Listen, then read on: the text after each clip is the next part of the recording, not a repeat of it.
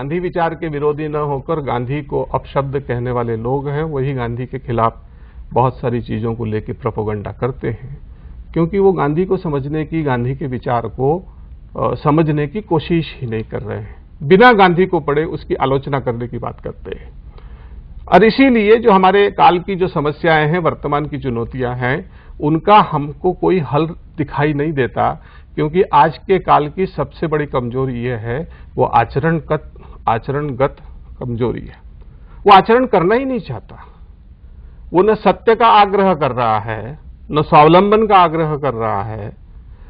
न कोई सरलता का आग्रह कर रहा है, न सहजता का आग्रह कर रहा है, बल्कि जटिल चीजों को बना रहा है। ऐसी चीजें जो हमको नहीं आती, जो हमारे काम की नहीं है, उनको अपनाने का आग्रह, और जो चीजें हमारे काम की हैं, सहजता की है, उनको न अपनाने की वृत्ति, इनका जो विरोधाभास आज के द्वंद्व में खड़ा हुआ है, ऐसे लोगों को लगता है कि आज के काल में गांधी अप्रासंगिक है।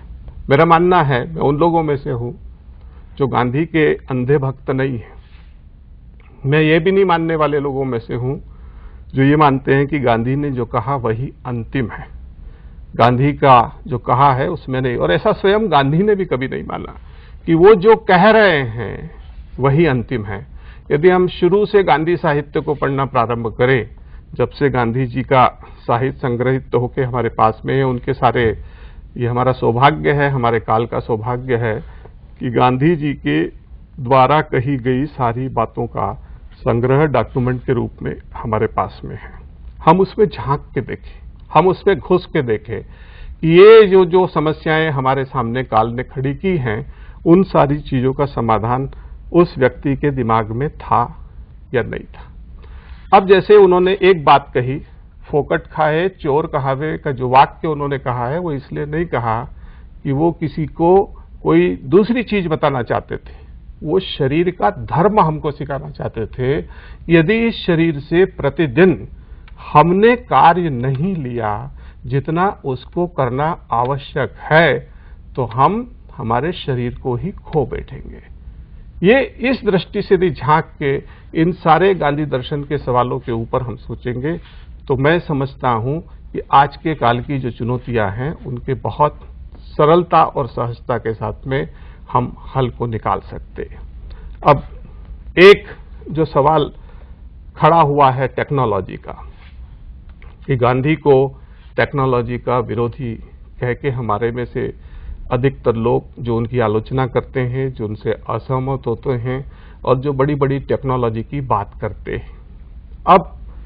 आप देखिए कि जो चीज है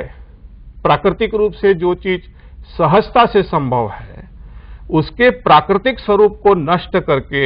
हम उसको जटिलता की ओर ले जाते हैं। जैसे मानव समाज ने बहुत प्रारंभ में अग्नि का उपयोग करना सीख लिया, और जिस दिन उसने अग्नि का उपयोग करना सीखा है, उसी दिन से उसकी भोजन शैली भी बदल गई। और अब भोजन शैली बदलने के बाद से जो हमारा पूरा क्रम आज तक का लगा है कि हम डीजल, पेट्रोल और केरोसिन के इस्तेमाल से ही, या गैस के इस्तेमाल से हम खाना पकाना चाहते हैं। दूसरा तरीका हमारे पास में ऊर्जा के जो प्राकृतिक स्रोत हमारे पास में उपलब्ध हैं, उनका इस्तेमाल न करके हम उन सारे ऊर्जाओं के स्रोतों को जमीन के अंदर से निकाल के हमारे काल में खत्म करने की कोशिश कर रहे हैं, और फिर कह रहे हैं कि पानी का लेवल नीचे जा रहा है, डीजल पेट्रोल के संसाधन खत्म होने के लिए आ गए।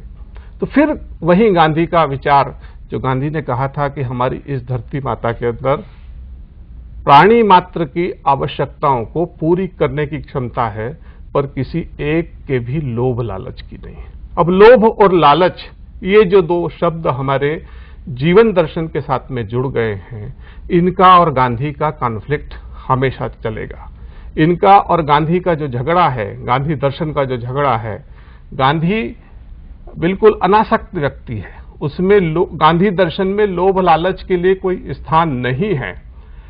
इसीलिए उन्होंने कहा कि हमारा जीवन यदि हम ट्रस्टी के रूप में बिताएंगे, तो हमारे जीवन काल में हमको कोई समस्या नहीं आएगी। पर यदि हम ट्रस्टी के रूप में अपनी जीवन दृष्टि न रख के संपत्ति के मालिक के रूप में, संपत्ति के संग्राहक के रूप में हमारे जीवन दर्शन को गढ़ेंगे, तो मैं मानता हूं कि इतनी सारी समस्याएं हमारे काल के सामने चुनौती के रूप में आकर खड़ी हो गई हैं कि उनका कोई समाधान ये जो विकास का क्रम है इसके पास तो दिखाई देता नहीं। मेरा गांधी को लेके एक कहना और है